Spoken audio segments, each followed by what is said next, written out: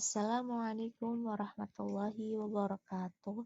Perkenalkan, saya Nova Wahyuni, mahasiswa PPG Prajabatan tahun 2024, Prodi Pendidikan Matematika, Universitas Muhammadiyah Cirebon.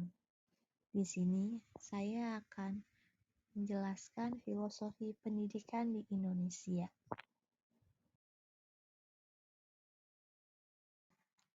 Perjalanan pendidikan di Indonesia. Yang pertama adalah pendidikan zaman kolonial. Pada pendidikan zaman kolonial, berfokuskan pada intelektual, materialistis, dan individualis. Pendidikan ini hanya diperuntukkan untuk kaum bangsawan atau kaum tertentu yang diperbolehkan oleh pemerintah Hindia Belanda dengan maksud dan tujuan untuk membantu perdagangan atau bisnis mereka. Yang kedua adalah zaman bangkitnya jiwa merdeka. Pada zaman ini, lahirlah cita-cita baru yang menggabungkan kesadaran kultural dan kebangkitan politik. Sehingga pada tahun 1922 lahirlah Taman Siswa di Yogyakarta oleh Ki Hajar Dewantara. Kemudian yang ketiga adalah pendidikan era modern. Pada pendidikan era modern ini, pendidikannya bisa diakses oleh semua kalangan rakyat dan bebas, tidak ada batasan-batasan tertentu. Sehingga akses pendidikan ini banyak terbuka lebar dan luas bagi rakyat Indonesia yang hendak mengenyam pendidikan.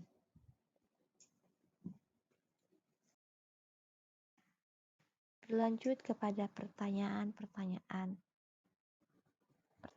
Pertanyaan yang pertama, apa praktik pendidikan yang saat ini membelenggu kemerdekaan peserta didik dalam hal belajar dengan melihat perjalanan pendidikan nasional sebelum kemerdekaan dan setelah kemerdekaan? Pertanyaan kedua, adakah model-model pendidikan saat ini yang Anda lihat dapat melepaskan belenggu yang belum memerdekakan peserta didik? Pertanyaan ketiga, apa ada yang Anda tawarkan sebagai model pendidikan yang dapat melepaskan belenggu dan memerdekakan peserta didik? Untuk jawaban dari pertanyaan pertama, praktik pendidikan sebelum kemerdekaan adalah sebagai berikut. Yang pertama, pendidikan pada zaman sebelum kemerdekaan atau kita sebut dengan zaman kolonial adalah pendidikan yang hanya diberikan untuk kaum bangsawan. Rakyat hanya diberikan pendidikan menulis, membaca, dan berhitung seadanya saja. Itu pun diperuntukkan bagi kaum-kaum atau rakyat-rakyat pembantu untuk membantu kongsi dagang pemerintah Hindia Belanda. Yang kedua, pemerintah Hindia Belanda menyediakan sekolah profesi bagi guru dan dokter Jawa. Kemudian yang ketiga, pendidikan yang didapatkan bangsawan Indonesia yang terpilih hanyalah semata-mata untuk mencari keuntungan demi mensukseskan pemerintah Hindia Belanda. Kemudian yang keempat, pendidikan yang didapatkan oleh rakyat Indonesia hanya berupa pelatihan menjahit, membuat infrastruktur seperti membuat jembatan, jalanan, dan lain-lain. Terakhir, pada pendidikan sebelum kemerdekaan, pendidikan cenderung meniru kebudayaan Barat yang mementingkan intelektualisme dan individualisme, sehingga hanya berpatokan pada nilai atau hasil akhir dari peserta didik. Berlanjut kepada zaman setelah kemerdekaan. Pada zaman setelah kemerdekaan, yang pertama, semua rakyat Indonesia berhak dan telah mendapatkan pendidikan, namun kualitas pendidikannya belum merata, seperti sarpras atau sarana prasarana, akses, dan kualitas tenaga pendidik. Ini menjadi salah satu faktor ketidakmerataannya pendidikan setelah kemerdekaan. Yang kedua, sekolah profesi sudah banyak ditemukan di Indonesia dan bisa diraih secara bebas oleh rakyat Indonesia.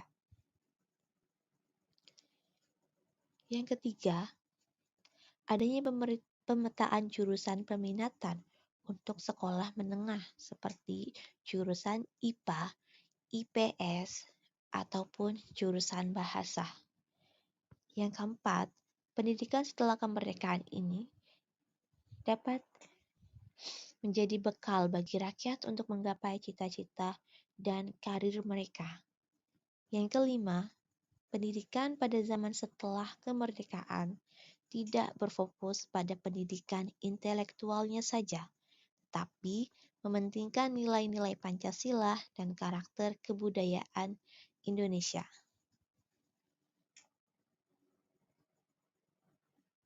Model pendidikan yang dapat melepaskan dari belenggu sehingga memerdekakan peserta didik.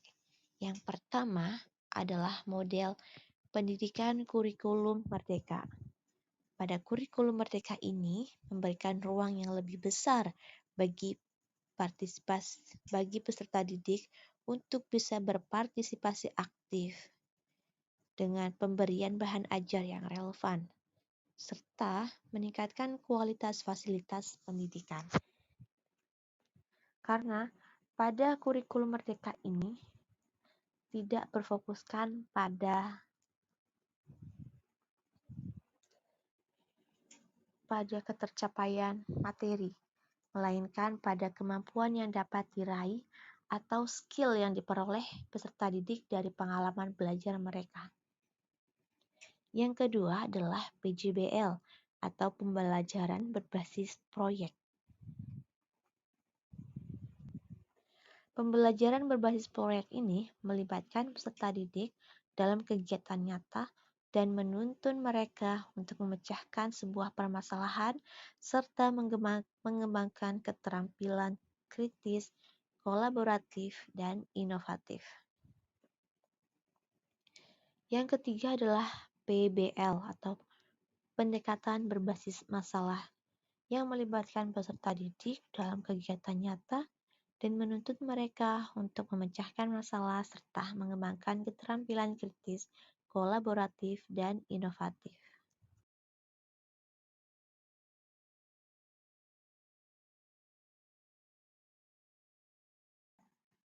Solusi yang saya tawarkan adalah dengan menggunakan kurikulum merdeka. Kenapa dengan menggunakan kurikulum merdeka?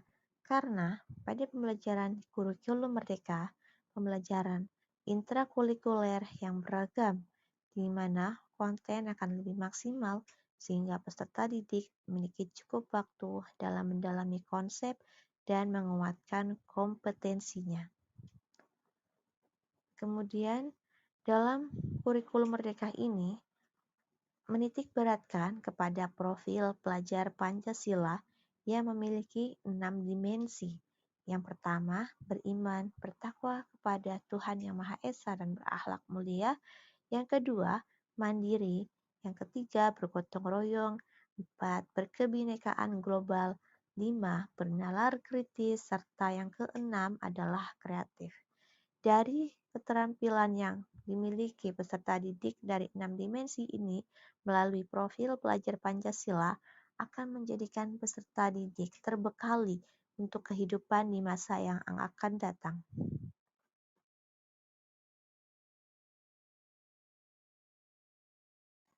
Masih berlanjut dengan solusi yang ditawarkan dari kegiatan profil pelajar Pancasila ini akan menuju kepada tema-tema profil pelajar Pancasila sebagai aktivitas yang dapat dilakukan peserta didik untuk mencapai tujuan pembelajaran, menuntaskan tujuan pembelajaran mereka, sehingga peserta didik memiliki kecakapan dalam kegiatan pembelajaran. Tema yang diusungkan oleh pemerintah terkait dengan profil pelajar Pancasila ada 7, di antaranya sebagai berikut. Yang pertama, tentang gaya hidup berkelanjutan. Yang kedua, kearifan lokal. Yang ketiga, Bhinneka Tunggal Ika. Yang keempat, bangunlah jiwa dan raganya. Yang kelima, suara demokrasi. Yang keenam, berrekayasa dan berteknologi untuk membangun NKRI. Dan yang ketujuh adalah kewirausahaan, di mana tujuan dari P5 ini adalah sebagai berikut.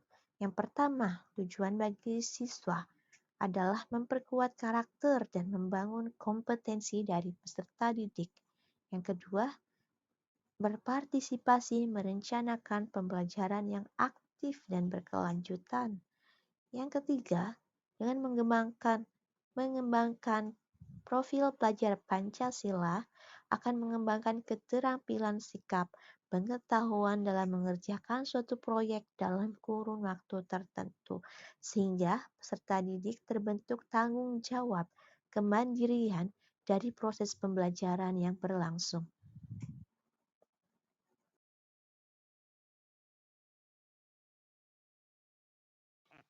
Kemudian, tujuan dari P5 untuk guru itu sendiri. Yang pertama, memberi ruang dan waktu untuk peserta didik mengembangkan kompetensi dan memperkuat karakter dan profil pelajar Pancasila. Yang kedua, merencanakan proses pembelajaran, proyek dengan tujuan akhir yang jelas. Dan yang ketiga, mengembangkan kompetensi sebagai pendidik yang terbuka untuk berkolaborasi dengan pendidik dari mata pelajaran lainnya untuk memperkaya hasil pembelajaran.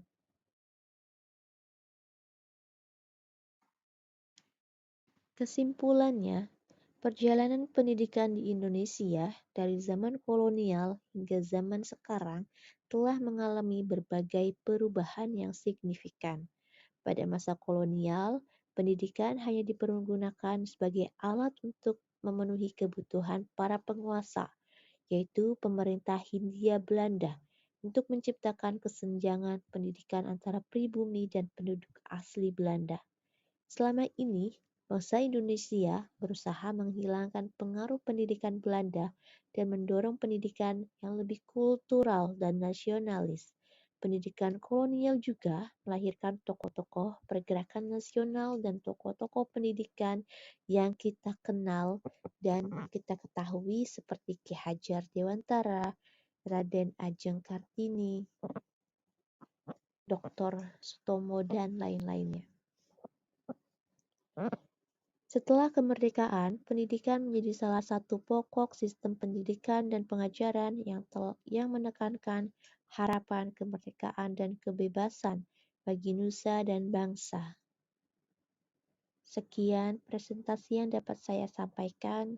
Kurang dan lebihnya saya mohon maaf. Semoga bisa bermanfaat. Saya akhiri. Wassalamualaikum warahmatullahi wabarakatuh.